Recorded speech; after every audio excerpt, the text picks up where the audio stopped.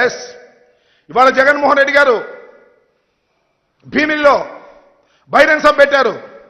సిద్ధం అని పెట్టారు. మేము ఎన్నికలకు సిద్ధం, సర్వం సిద్ధం చేసుకున్నాం.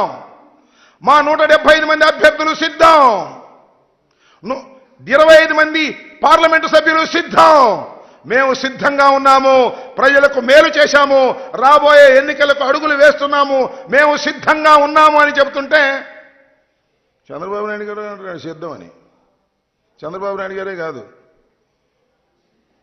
ఆయన ఎవరు, పవన్ కళ్యాణ్ గారు, ఆయన కూడా సిద్ధం అంటున్నాడు. దేనికయ్యా సిద్ధం? మీరు నాకు అర్థం కాలేదు. మీ ఇద్దరు కలిసి కూర్చుని మాట్లాడుకుని సీట్లే అనౌన్స్ చేయలేనటువంటి దౌర్భాగ్యమైన పరిస్థితిలో ఉన్నారో, డ్రామా ఆడుతున్నారో తెలియదు నీకు. పవన్ కళ్యాణ్ గారు ఎక్కడ నిలబడతాడో తెలియదు, అనౌన్స్ చేయరు. చంద్రబాబు నాయుడు గారు 1 నిలబడతాడో 2 నిలబడతాడో తెలియదు. వీళ్ళు సిద్ధం అంట.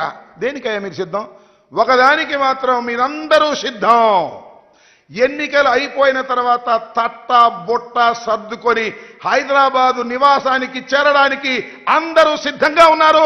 చంద్రబాబు నాయుడు గారు, పవన్ కళ్యాణ్ గారు, లోకేష్ గారు సిద్ధంగా ఉన్నారు. మూటా ముళ్ళ సర్దుకొని, ఎందుకంటే ఇల్లు కూడా లేనటువంటి రాజకీయవేత్తలు మీరు ఆంధ్రప్రదేశ్లో కాబట్టి లారీకి సరుకెత్తుకొని సర్దుకోవడానికి సిద్ధంగా ఉన్నటువంటి ముఖాలు మీవి అని ఈ సందర్భంగా నేను స్పష్టంగా చెప్పదలుచుకున్నా.